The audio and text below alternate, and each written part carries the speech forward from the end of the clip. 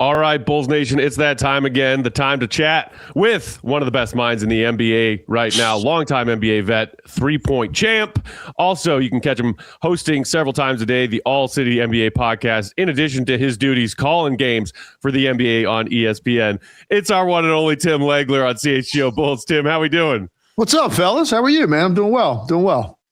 Doing all right. Looking forward to a busy late January and February schedule for the Bulls. They had a postponed home game because of a wet court, and now we got a whole bunch of back-to-backs coming up. We got to play the Heat 3 times in a row coming up soon. So a wonderful time to check in with you.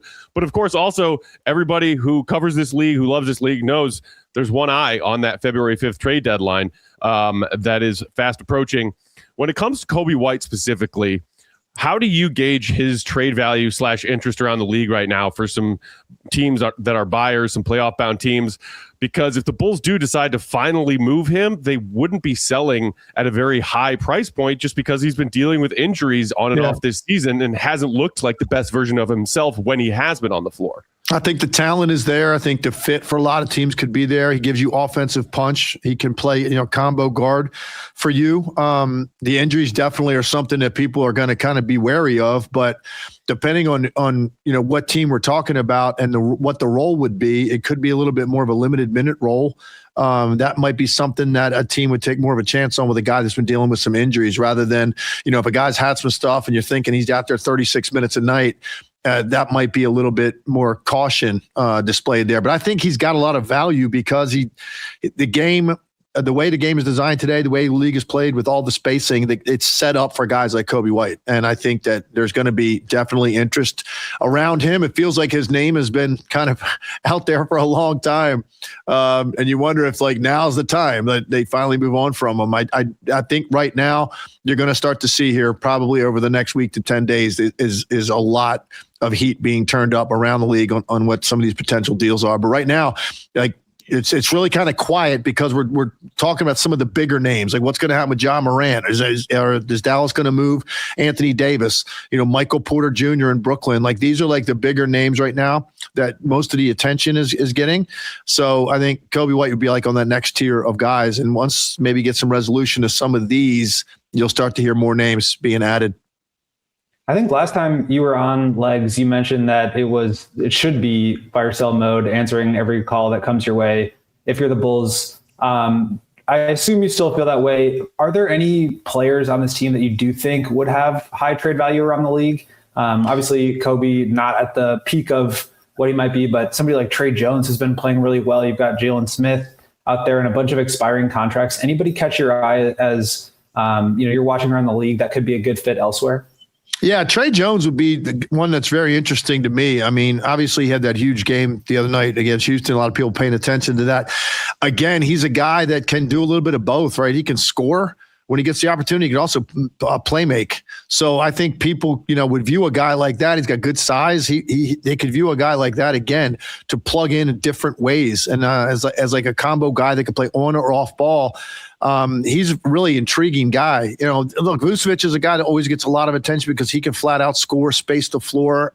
So his name is always kind of out there. There's always going to be questions about his defense, and I feel like that's why teams have passed on him in the past after they've looked into him a little bit. But he still is such a talented offensive player, and there are teams around this league that need a little bit more in their front court in terms of offense, and they've got some depth there. They've got multiple guys that can play in that spot, so he might be another guy to take a look at. But Tre Jones, to me, has become very interesting guy. Especially, like I said, when you pop for 34 in a marquee game against a really good team, it kind of gets a lot of people's attention at the right time as you head into the trading deadline. So some people might be looking at him a little bit more than they would have. Yeah, Tim, I'm curious to get a few more of your thoughts on Tre Jones and just the potential and the ceiling there, and also the potential fit. If the Bulls do decide they don't want to throw a big bag of money at Coby White on a long-term deal, but they obviously have invested in Josh Giddy. Right now, Tre Jones is on a really solid value deal. When he has been asked to do more, when Coby's been missing time, when Josh has been missing time, you see what he can produce. But what do you think specifically about, hypothetically, a Tre Jones and Josh Giddy backcourt duo for the Bulls moving forward if they decide to get out of the Coby White business? Obviously, that might present some defensive challenges. It will present some defensive challenges, and there's also going to be less consistency than you would get now with a Coby White. I mean, Trey Jones has that potential to like have big scoring nights, but he's still a pretty streaky shooter. I know he shot well the other night against Houston, but in general, he doesn't have like what you would call a classic stroke. He's got a little bit of a hitch in his shot. I think it's always going to be probably in that low to mid 30s at best from the 3-point line. So you're going to have, I think, a streakiness there that would be a little bit more volatile than somebody like Coby White. He's got potential. He's got talent. He's 26 years old. He has been on other teams, by the way, and like scored the ball pretty well when he's gotten opportunities. But you would think if a guy has like that whole nother level to get to, he probably would have broken through to that by now. And I think that's probably how a lot of people will view him. He's a nice player, a rotational player, but I don't think he would have the consistent scoring pop to like carry an offense on given nights the way that White would. Just following up on that a little bit, I'm curious what you think about the fact that the Bulls have remained pretty consistent in terms of their record and in terms of their style of play with Josh Giddy out of the lineup so long. Coby White has been in and out. They've had, other guys missing games here and there. But what do you make of the fact that they've been able to remain relatively consistent, relatively competitive, just even without some of their, marquee players, not trying to say stars, but some of their main focal points on offense? It's been pretty impressive. I mean, you look, they had the hot start, and then of course, obviously they hit that really rough patch, man. They went basically 3-13 in a 16-game stretch, and then they got hot again. And the way they've played out Giddy's been impressive to me because to me, Giddy's like the connector for everybody. Like he just makes great, quick decisions with the basketball, and people around him are better. You want to cut a little bit harder, run the floor a little bit harder. Guys are going to get rewarded when he's on the floor just because you got a great feel for where the ball should go next. You take that off the floor, you feel like everything would be a little bit more disjointed, but they've consistently been able to continue to play that style. So I've been impressed by it. You lose a guy like that is really the guy that connects all the guys on the court. That's a very difficult thing to try to adjust to on the fly, but I think they've done a pretty solid job of it. All right, Tim, let's shift now to Matas Buzelis, a young player in year 2 of his career who a lot of Bulls fans are looking towards to be, ideally franchise savior for a team that hasn't had much going on recently, or at the very least, just a very quality starter in this league. He's had a really strong stretch of games recently, especially with his usage rising with Giddy and Coby missing time.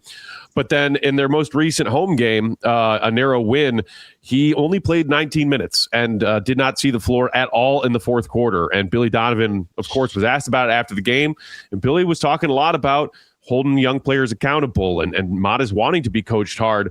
Somebody who went through the league yourself, I'm curious what you make of that and the whole really strict decisions of a coach like Billy to say, hey, if Matas makes a mistake, I'm going to yank him out of this game. I think it's great. And I know that it goes against the norm anymore. It seems like, we're afraid to coach people hard and to send messages to them and trying to get the most out of them. I applaud Billy for doing it. And look, first of all, I want you to know, all the conversations, I personally am super high on him. I was coming into the draft. I loved the pick, thought it was great value, particularly where you got him. And I can just tell you the conversations I have around the league, his name comes up. People really like what his upside is going to be. Love the bounce. He's competitive. He's got great size. He seems to love basketball, which may sound silly, and you would think that would be automatically built in, but it's not, believe it or not. And I think he has that quality. But look, he's 21 years old. He has shown incredible growth from year 1 to year 2. It's still going to be an up and down learning curve. And there's going to be times when, particularly with some veterans on the team, Billy Donovan has to make everybody accountable, even your young, lottery pick from a year ago. And I think if Buzelis is really a player and determined to reach his ceiling, he's going to allow himself to be coached that way without getting sensitive about it, without getting pouty about it. You have to be able to take that as a player and understand. I learned this a long time ago. I was told, and I thought this was a great advice, and I give it all the time. I gave it to my own kids who played all the way through college as they were growing up. It's this. don't worry about a coach praising you or coaching you hard. When you have to worry is when they stop talking to you because they've lost interest. That's when you start to get worried as a player. So if you're a young player and your coach is on you, it's not personal. It's not that he doesn't like you. He's not picking on you. He sees something there that is worth his time and attention to address. And that's how Matas Buzelis has to view it. I think the sky is the limit for him. I'm very excited about like what the next 2 to 3 years are going to look like for him because I think he could be really special. I think it's a great point because he really does love the game. He loves the work. And he does really work hard. So I'm also really high on his upside. I think, though, a lot of times people watch and they see the block shots and they think he's a great defender. Right. And maybe there are some other things that are happening that maybe he's not doing that, stress Billy Donovan out or encourage him to give him a short leash.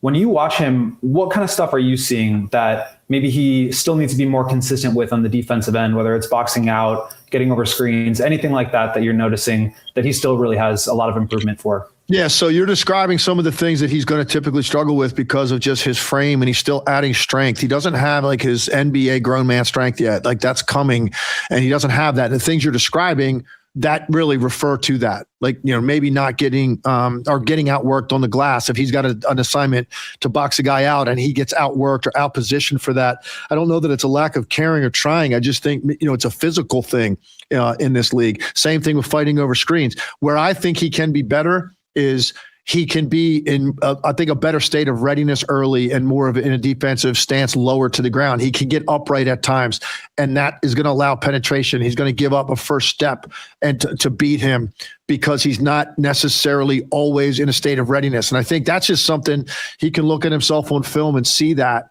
But for me, that's probably the big thing. The other things you're talking about, they will come with that as he learns the league. He learns to anticipate better. It helps you. That little nanosecond of the angle you take to get over a screen is really important. Young players tend to react, right? They're not anticipating the action. They're reacting to what the offensive player is doing. You're never going to catch up to guys in this league if that's the case. They're too talented. The screens are too prevalent. The screens are too wide with some of these guys. So you have to be, really anticipating the screen and taking a better angle to get over it, taking a better angle to chip a guy that's trying to crash the boards from the 3-point line, anticipating when you're the weak side rotation guy in the baseline, like getting there sooner, taking a better angle to it, anticipating half a count quicker to be in that spot. So you're not late swiping, fouling a guy and looking like you didn't get the assignment. I think he wants to do it. It's all just really a matter of experience, getting stronger, and watching yourself on film and figuring out ways you can anticipate the action a little bit better to give you just that little half a step, advantage and head start to help you break up some of the action that you're defending. Last one, Tim. We've seen more minutes from Matas at the 3 recently with Billy Donovan, capitalizing on Jalen Smith and the way that he's been playing well and pairing him with Vooch on the floor for large stretches.